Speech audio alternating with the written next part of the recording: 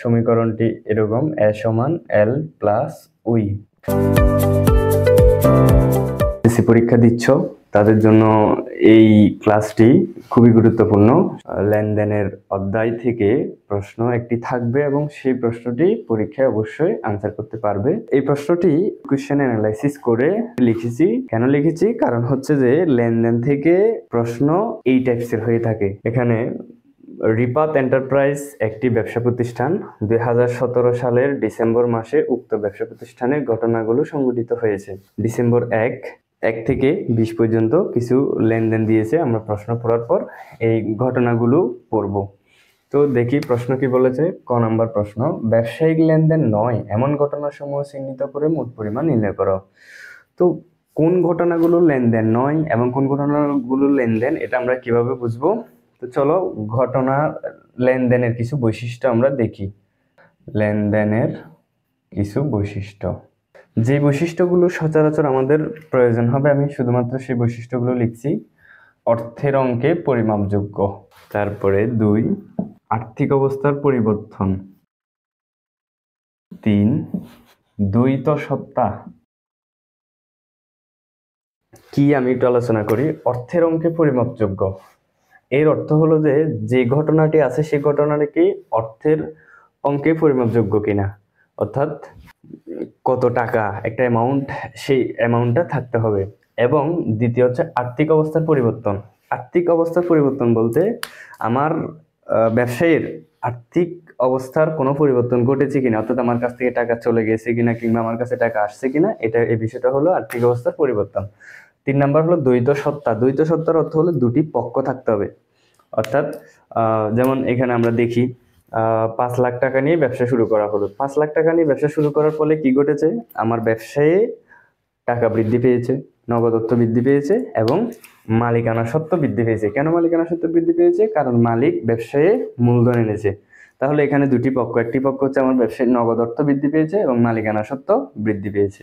তো চলো আমরা ক নাম্বার প্রশ্নটি সমাধান করি। ঘরটা কেমন হবে? তারিখ, বিবরণ, টাকা টাকা। তারিখ, বিবরণ, টাকা টাকা। তো আমরা 1 তারিখ লেনদেনটি পড়ি। ডিসেম্বর 1, 5 লাখ টাকা নিয়ে ব্যবসা শুরু করেছে। তাহলে আমরা দেখতেছি আমাদের ব্যবসায় 5 লাখ টাকা এসেছে এবং মালিকানা সত্ত্ব বৃদ্ধি পেয়েছে। তাহলে এখানে অর্থের অঙ্কেও পরিমাপযোগ্য। ওই যে আমি 3টা বৈশিষ্ট্য লিখেছি লেনদেনের, অর্থের অঙ্কে পরিমাপযোগ্য এবং আর্থিক অবস্থার পরিবর্তন ঘটেছে। কিভাবে? আমার ব্যবসায় টাকা বৃদ্ধি পেয়েছে। ওইদিকে দুটি পক্ষ, দ্বৈত সত্তা, দুটি পক্ষ, একদিকে আমার নগদ অর্থ বৃদ্ধি পেয়েছে আর একদিকে মালিকানা সত্ত্ব বৃদ্ধি পেয়েছে, অর্থাৎ আমার বলতে ব্যবসা প্রতিষ্ঠানের নগদ অর্থের বৃদ্ধি পেয়েছে। ওকে, তাহলে এটি একটি লেনদেন। তাহলে এটা আমাদের এই প্রশ্নে আসবে না, কারণ এখানে প্রশ্নে বলা হয়েছে ব্যবসায়িক লেনদেন নয় এমন ঘটনাসমূহ চিহ্নিত করতে। ডিসেম্বর 3, ব্যাংকে 50,000 টাকা নিয়ে হিসাব খোলা হলো। 50,000 টাকা নিয়ে যে হিসাব খুলেছি আমি, তাইলে আমার ব্যবসা থেকে 50,000 টাকা চলে গিয়েছে এবং ব্যাংকের টাকা বেড়েছে। দুটি পক্ষ এবং আর্থিক অবস্থারও পরিবর্তন হয়েছে। তাহলে এটিও একটি লেনদেন। ধারে পণ্য ক্রয় 25,000 টাকা। ধারে পণ্য ক্রয় করেছি, তাহলে আমার কাছে পণ্য এসেছে, ক্রয় হিসাব ডেবিট, এবং ধারে পণ্য ক্রয় করার ফলে পাওনাদারের সৃষ্টি হয়েছে। আমার থেকে টাকা যায়নি ঠিক আছে, কিন্তু ভবিষ্যতে আমি দিতে হবে, পরিশোধ করতে হবে। তাহলে এখানেও দুটি পক্ষ রয়েছে, এটি একটি লেনদেন। ডিসেম্বর 7, নগদে পণ্য বিক্রয়। নগদে পণ্য বিক্রি করার ফলে আমার কাছে নগদ টাকা আসছে, আমার কাছ থেকে পণ্য চলে এসেছে। দুটি পক্ষ আছে, নগদ টাকা আমার কাছে আসছে, আর্থিক অবস্থার পরিবর্তন ঘটেছে। তাহলে এটিও একটি লেনদেন। ডিসেম্বর 10, মালিক ব্যাংক হতে ব্যক্তিগত প্রয়োজনে ঋণ গ্রহণ। মালিক ব্যাংক হতে ব্যক্তিগত প্রয়োজনে ঋণ গ্রহণ, ব্যাংক হতে ঋণ গ্রহণ করেছে। তাহলে কে করেছে? মালিক। এটা ব্যবসায়ের সাথে কোনো সম্পর্ক নেই, তাহলে এটি লেনদেন নয়। কেন লেনদেন নয়? কারণ আমার ব্যবসায়ের আর্থিক অবস্থারও পরিবর্তন ঘটেনি, ব্যবসায়ের কোনো দুটি পক্ষ এখানে জড়িত নয়, তাহলে এটি লেনদেন নয়। ডিসেম্বর 15, 45,000 টাকার আসবাবপত্র ক্রয়ের ফরমায়েশ প্রদান। ফরমায়েশের ইংরেজি হচ্ছে অর্ডার। আমরা অর্ডার বললে সকলেই চিনি, ফরমায়েশ অনেকে জানি না। তাহলে ফরমায়েশ দিয়েছি মাত্র, অর্থাৎ অর্ডার দিয়েছি, আমি জিনিসটি কিনি নাই, আমার কাছ থেকে টাকাও যায়নি, আমার কাছে জিনিসটাও আসেনি, তাহলে এটিও লেনদেন নয়। তাহলে আমরা পেয়ে গেলাম 10 তারিখে একটি, এটা লেনদেন নয়। 15 তারিখ লেনদেন, এবং সর্বশেষ আছে 20 তারিখ। পাওনাদারকে পরিশোধ 15,000 টাকা। আমার থেকে পাইতো কেউ একজন পাওনাদার, তাকে আমি পরিশোধ করছি, তাহলে আমার কাছ থেকে টাকা চলে গেছে এবং যে পাইতো সে আর আমার থেকে পাবে না। তাহলে এখানে দুটি পক্ষ রয়েছে এবং আর্থিক অবস্থার পরিবর্তনও ঘটেছে, তাহলে এটিও একটি লেনদেন। তাহলে আমাদের কতে আসতেছে শুধুমাত্র 10 এবং 15। তাহলে আমরা অঙ্কটি সমাধান করে ফেলতে পারতেছি খুব সহজে। ডিসেম্বর 10, মালিক ব্যাংক হতে ব্যক্তিগত প্রয়োজনে ঋণ গ্রহণ। ব্যাংক হতে ব্যক্তিগত প্রয়োজনে ঋণ গ্রহণ। এবং ডিসেম্বর 15, আমরা টাকার অ্যামাউন্টটা লিখি যেহেতু আমাদের মোট পরিমাণ বের করতে বলেছে। ডিসেম্বর 15 45,000 টাকার আসবাবপত্র ক্রয়ের ফরমাইশ। তাহলে আমরা এখানে সহজে লিখতে পারি কি, আসবাবপত্র ক্রয়ের ফরমাইশ প্রদান 45,000 টাকা। তাহলে আমার টোটাল অ্যামাউন্ট দাঁড়ালো 85,000। আমার ক শেষ। এখন আমরা এখান থেকে 2 নাম্বার সহজে পেয়ে যেতে পারবো। এরপরে আমরা সমাধান করব খ। খ নাম্বার প্রশ্ন কি বলেছে, ঘটনাসমূহ হতে লেনদেন চিহ্নিত করে সমীকরণ পদ্ধতিতে তার কারণ দেখাও। কিভাবে সমীকরণ পদ্ধতিতে কারণ দেখাতে হয় সেটি আমি দেখাচ্ছি, সকলে একটু মনোযোগ দিয়ে দেখবে। এই ভিডিওটি হচ্ছে এসএসসি পরীক্ষার্থীদের জন্য, যারা পরীক্ষা দিচ্ছ। কেননা যারা নবম এবং দশম শ্রেণীতে নতুন ব্যবসা শিক্ষা শাখার শিক্ষার্থী রয়েছে, তারা এত সহজে এটাই বুঝবে না লেনদেনের উপরে। আমি তাদের জন্য আরো একটি ভিডিও নিয়ে আসব, যেখানে লেনদেন বিস্তারিতভাবে থাকবে এবং ডিটেলসে সবকিছু আলোচনা করা হবে। তো সকলে সেই ভিডিও দেখে নিবে। তার পূর্বে আমি এটি এসএসসি পরীক্ষার্থী যারা দিচ্ছ তাদের জন্যই এই ভিডিওটি তৈরি করতেছি। তো তাদের জন্য এই ভিডিওটি খুবই গুরুত্বপূর্ণ, মনোযোগ সহকারে দেখবে। তো চলো আমরা খ সমাধান করি। খ কি বলছে, ঘটনাসমূহ হতে লেনদেন চিহ্নিত করে সমীকরণ পদ্ধতিতে তার কারণ ব্যাখ্যা করো। আমাদের ঘরটা কেমন হবে, যেহেতু তারিখ আছে, তারিখ আসবে,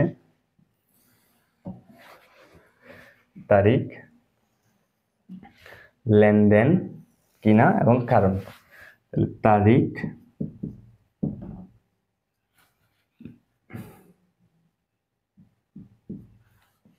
লেনদেন,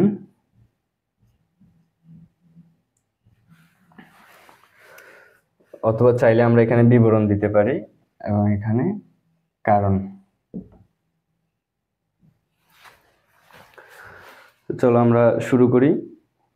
ডিসেম্বর 1, 5 লাখ টাকা নিয়ে ব্যবসা শুরু করলো। আমরা তো আগেই কোন কোন ঘটনাগুলো লেনদেন নয় সেগুলো চিহ্নিত করে ফেলেছি, তাহলে বাকি সবগুলোই লেনদেন। তো সেগুলো আমরা এখানে আনবো।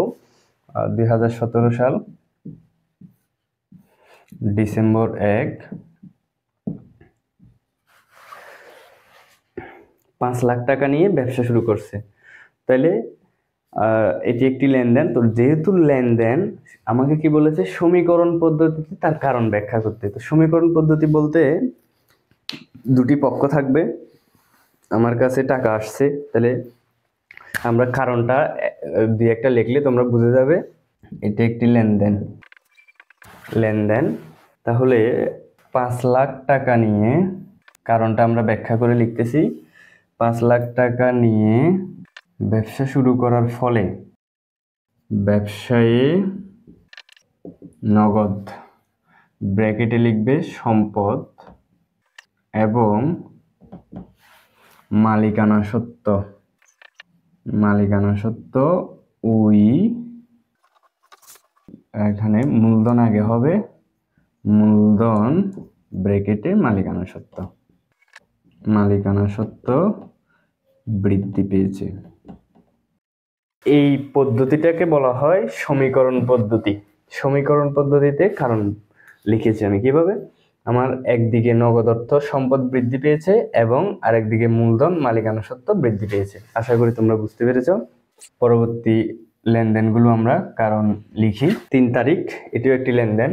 কি বলেছে, ব্যাংকে 50,000 টাকা নিয়ে হিসাব খোলা হলো। তাহলে ব্যাংকে হিসাব খোলার ফলে এটা একটি লেনদেন হয়েছে। কিভাবে লেনদেন, আমরা কারণ। তো এরপর 3 তারিখ ব্যাংকে 50,000 টাকা নিয়ে হিসাব খোলা হলো, এটিও একটি লেনদেন। কিভাবে লেনদেন আমরা ব্যাখ্যা দিয়ে দিচ্ছি, তাহলে বুঝে যাবে। ব্যাংকে হিসাব খোলার ফলে ব্যাংক হিসাব, ব্র্যাকেটে লিখব সম্পদ বৃদ্ধি এবং নগদান হিসাব সম্পদ হ্রাস পেয়েছে। তাহলে 3 তারিখও শেষ। এবার আমরা আসি 5 তারিখ, ধারে পণ্য ক্রয়। এটিও একটি লেনদেন। ধারে পণ্য ক্রয় লেনদেন। কিভাবে লেনদেন এটি? ধারে পণ্য ক্রয় করার ফলে, ধারে পণ্য ক্রয়ের ফলে পাওনাদার দায় বৃদ্ধি পেয়েছে এবং আমরা জানি দায় বাড়লে মালিকানা সত্ত্ব কমে, মালিকানা সত্ত্ব হ্রাস পেয়েছে। যেহেতু এটি সমীকরণ পদ্ধতি, তো সমীকরণের মধ্যে শুধুমাত্র সম্পদ, দায়, মালিকানা সত্ত্ব গুলো উল্লেখ করতে হয়, ব্যয় এবং আয়গুলো উল্লেখ করা হয় না। ওই যে আমরা জানি সমীকরণটি এরকম, এ সমান এল প্লাস উই। এ মানে অ্যাসেটস সম্পদ, equal to L liabilities plus we owner security মানে মালিকানা সত্ত্ব। এই 3টা জিনিসই এখানে আনা হয়, আরগুলো লেখা যায় না, এই 3টি বিষয় লিখতে হয়। ওকে, এরপরে আমার বোর্ডে জায়গার স্বল্পতার কারণে আমি মুছে দিচ্ছি। তারপরে আসি 7 তারিখ। 7 তারিখে বলেছে নগদে পণ্য বিক্রয়। এটাও একটি লেনদেন। কারণ কি লিখব? নগদে পণ্য বিক্রয়ের ফলে নগদান হিসাব সম্পদ বৃদ্ধি এবং মূলধন মালিকানা সত্ত্ব বৃদ্ধি পেয়েছে, তাই এটি একটি লেনদেন। এর পরবর্তীতে আমাদের 10 এবং 15 তারিখ লেনদেন নয়। কেন নয় সেটা আমরা কতে আলোচনা করেছি। এবং 20 তারিখ সর্বশেষ পাওনাদারকে পরিশোধ, এটি একটি লেনদেন।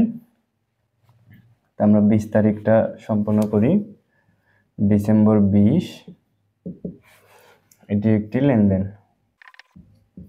কেন লেনদেন সেটি আমি এখানে ব্যাখ্যা দিয়ে দিচ্ছি। পাওনাদারকে পরিশোধের ফলে পাওনাদার দায় এবং নগদান সম্পদ হ্রাস পেয়েছে, তাই এটি লেনদেন। ওকে, আশা করি সকলে বুঝতে পেরেছ। আমরা আমাদের খ নাম্বার প্রশ্নটিও সমাধান করেছি। এর পরবর্তীতে আমরা গ নাম্বার প্রশ্ন সমাধান করব। তো আমরা মুছে দিচ্ছি। গ নাম্বার কি বলেছে আমরা দেখি। গ নাম্বার বলা হয়েছে হিসাব সমীকরণের উপর লেনদেনের প্রভাব দেখাও অথবা এ সমান এল প্লাস ওই প্রমাণ করো। এই প্রশ্নটা তো থাকবেই, কারণ লেনদেনের মধ্যে হিসাব সমীকরণ আসবেই। তো আমরা হিসাব সমীকরণ কিভাবে খুব সহজে সমাধান করা যায় সেটি আমরা দেখব। আমরা হিসাব বিজ্ঞানের গাইডের মধ্যে দেখি মানে লেনদেনগুলোর প্রতিটা টাকার পরিমাণ যোগ করার পর পরবর্তী ঘরে এসে আবার এটার সাথে যোগ করে কিংবা বিয়োগ হলে বিয়োগ করে, এভাবে না করে আমাদের পরীক্ষায় আমরা স্বল্প সময় পাই, অর্থাৎ একটা অঙ্কের জন্য 21 মিনিটের মতো সময় পাই। এই 21 মিনিটের মধ্যে আমাদের ক, খ, গ 3টা প্রশ্নই আনসার করতে হবে। আমরা যদি এভাবে যোগ বিয়োগ করে কাজগুলো করতে যাই গাইডের মতো করে, অনেক সময় সাপেক্ষ। তাই আমরা ওইভাবে না করে শর্টকাটে সহজে অঙ্কটি সমাধান করব। চলো আমরা হিসাব সমীকরণটি সমাধান করি। তা আমাদের হিসাব সমীকরণের উপরে আমি ওখানে ক এবং খতে উপরে লেখাগুলো লিখিনি, তোমরা লিখে দিবা যে ব্যবসায়িক লেনদেন নয় এমন ঘটনাসমূহ চিহ্নিত করে মোট পরিমাণ নির্ণয় করা হলো, সেটা কতে। এবং খতে লিখবে ঘটনাসমূহ হতে লেনদেন চিহ্নিত করে সমীকরণ পদ্ধতিতে তার কারণ ব্যাখ্যা করা হলো। এখন গতে আসি, কিভাবে লিখবো। ক এর আমি হিসাব সমীকরণ উপরের লেখাটা লিখে দিচ্ছি। রিপাত এন্টারপ্রাইজ যেহেতু আছে, তাহলে আমরা লিখব রিফাত এন্টারপ্রাইজের হিসাব সমীকরণ।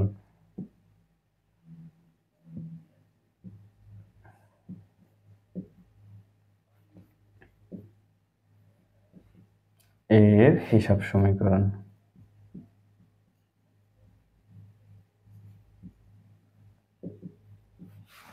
তো এটি আগে আমি নিচের দিকের ঘর করে ফেলবো। নিচের দিকের ঘর কিভাবে করব, আমি এমনভাবে ঘরগুলো দেখাবো যাতে তোমাদের সময়ও কম যায় এবং তোমরা রাবার দিয়ে মুছতে না হয়, ঠিক আছে? তো এখানে কয়টি লেনদেন আছে আমাদের? 1 2 3 4 5, এই দুটি তো আমাদের লেনদেন নয়, তাহলে আমাদের নিচের দিকে ঘর হবে 5টি, একটি নামের জন্য 6টি, একটি যোগফলের জন্য 7টি, এবং আমরা অতিরিক্ত একটা ঘর করব, অর্থাৎ আমাদের যতগুলো লেনদেন রয়েছে তার থেকে অতিরিক্ত 3টি ঘর করব। তো আমরা প্রথমে যে ঘরটি করব সেটি একটু বড় করে করব, বাকি ঘরগুলো আমরা ছোট করে করতে পারবো। তাহলে বাকি ঘর কয়টি হবে? একটি করেছি এবং আরো 7টি ঘর।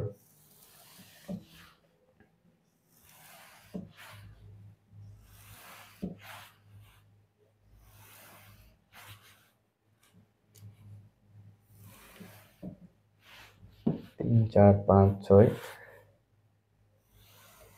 7, 8 ঘর হয়ে গেল। এখন পাশে যে ঘরগুলো হবে এগুলো কিভাবে বের করব? আমরা জানি হিসাব সমীকরণ করতে হলে আমাদের জাবেদা করে, মানে নিজেরা মনে মনে জাবেদা করে সম্পদ, দায়, মালিকানা সত্ত্ব বের করে নিতে হবে। আমি আগেও বলেছি হিসাব সমীকরণের মধ্যে সম্পদ, দায়, মালিকানা সত্ত্ব এগুলোই আসে।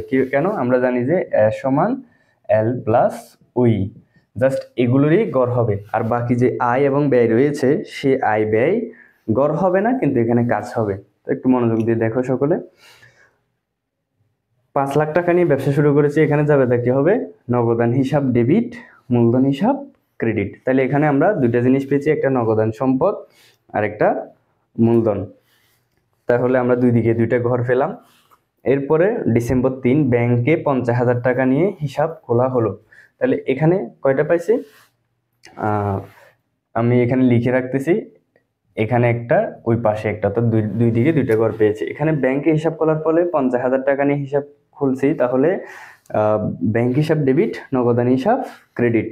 তাহলে আমার নগদের ঘর তো আমি উপরে পেয়ে গেছি, সেটি লাগবে না, এবং ব্যাংক নতুন করে আসছে শুধুমাত্র এদিকে, ওই পাশে নেই। আমি সহজে বোঝার জন্য এটি দিচ্ছি। তারপরে ধারে পণ্য ক্রয় করা হলো। ধারে পণ্য ক্রয়ের জাবেদা হচ্ছে যে ক্রয় হিসাব ডেবিট, পাওনাদার হিসাব ক্রেডিট। তাহলে ক্রয় তো সম্পদ নয়, ক্রয়টা ব্যয়, আর ওইদিকে পাওনাদার, আমরা ওইদিকে একটি ঘর পেয়েছি, তাহলে এই পাশে ঘর পাইনি। তাহলে আমরা সহজে বুঝতে পারবো আমরা কোন দিকে কয়টা ঘর পেয়েছি, ঠিক আছে?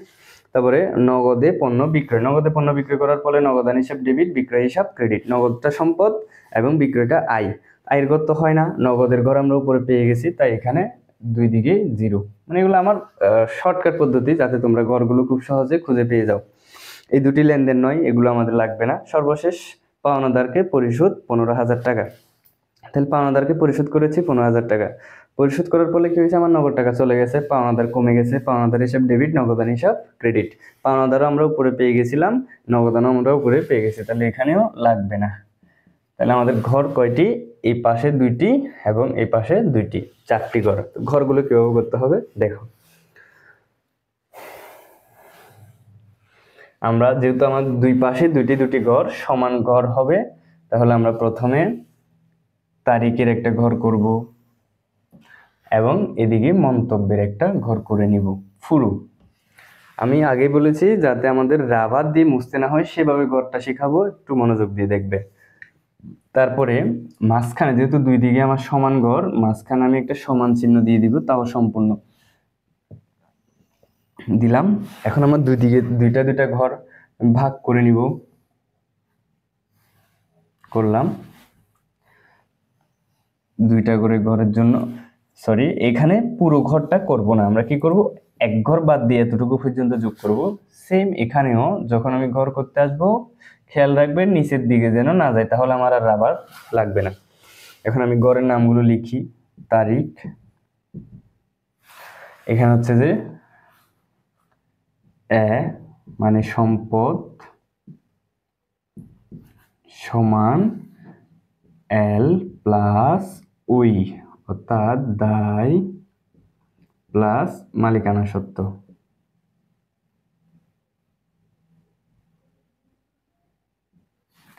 আমি খুব সহজে এই হিসাব সমীকরণটি মিলিয়ে দিব, তোমরা একটু মনোযোগ দিয়ে দেখলে তোমরা খুব সহজে হিসাব সমীকরণ পারবে। মন্তব্য, আমরা কি কি ঘর পেয়েছি মনে আছে তো সকলের? নগদান এবং ব্যাংক, আর দায়ের দিকে কি পেয়েছি, পাওনাদার আর মালিকানা সত্ত্ব মূলধন সবসময়ই থাকবে। ঠিক আছে, আমরা এখন আসি তারিখের এখানে। সর্বপ্রথম 1 তারিখ।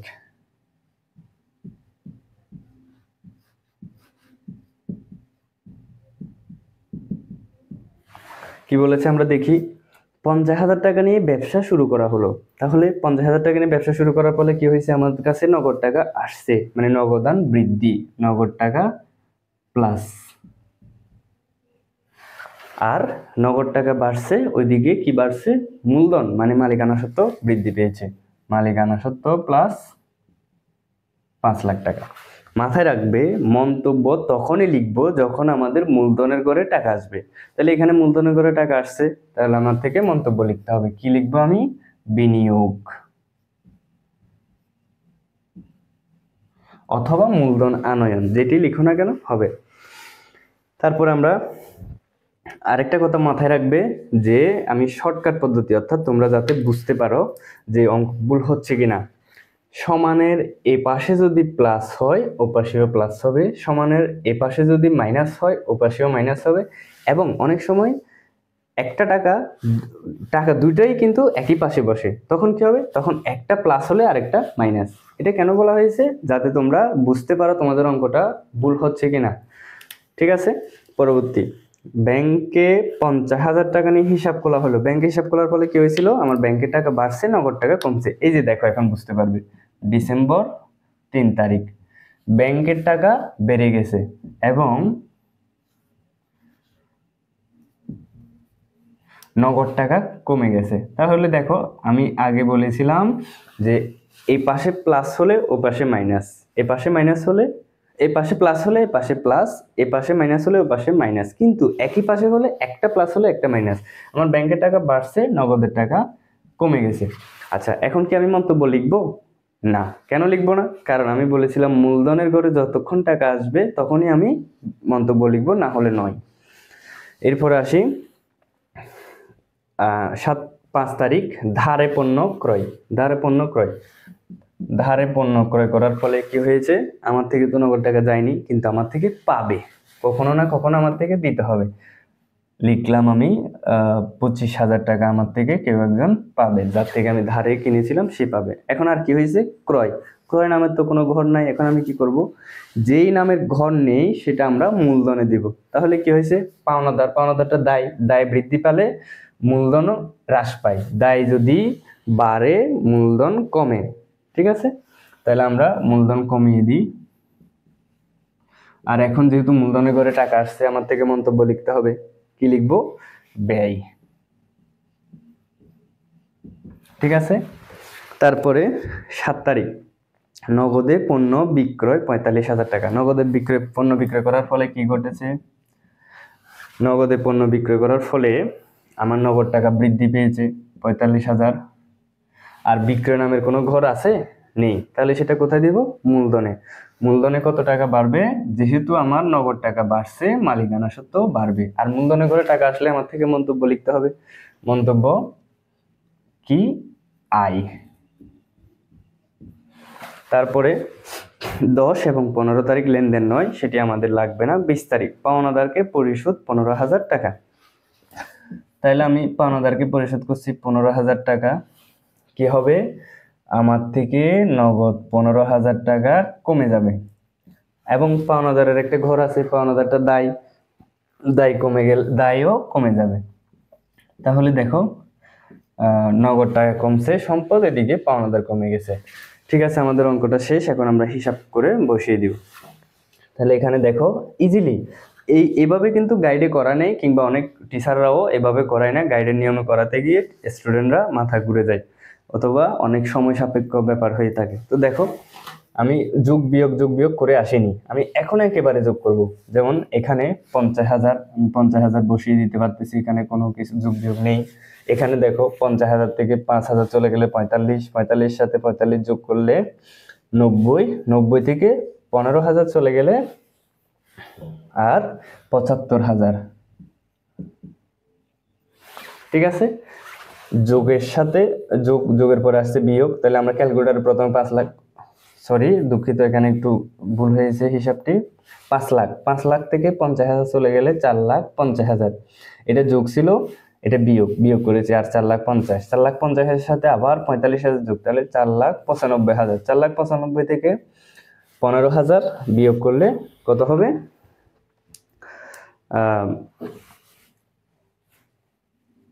4,80,000। তাহলে এখানে আমরা বসাবো 4,80,000।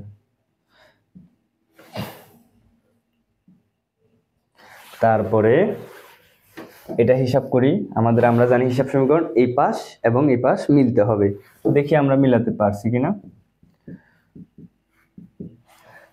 হ্যাঁ, এবার দেখো 25 থেকে 15 চলে গেলে 10,000, এবং এখানে 5 লাখ, 5 লাখ থেকে 25 গেলে আর 5,75,000, 75-এর সাথে আবার 45 যোগ করলে 80, 4,80,000 এবং 5,20,000।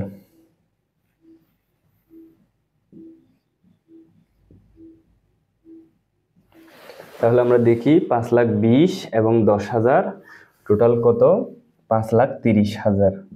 তাহলে ওই পাশেও আমাদের 5,30,000 হওয়ার কথা, 4,80,000, 50,000, 5,30,000। বাস, আমাদের মিলে গেল হিসাব সমীকরণ। আশা করি সবাই বুঝতে পেরেছো এবং সহজ পদ্ধতিতে বুঝিয়েছি। তোমাদের যদি সম্পূর্ণ ভিডিওটি দেখো তাহলে তোমাদের পরীক্ষায় এটি অনেক বেশি কাজে দেবে। ধন্যবাদ সকলকে।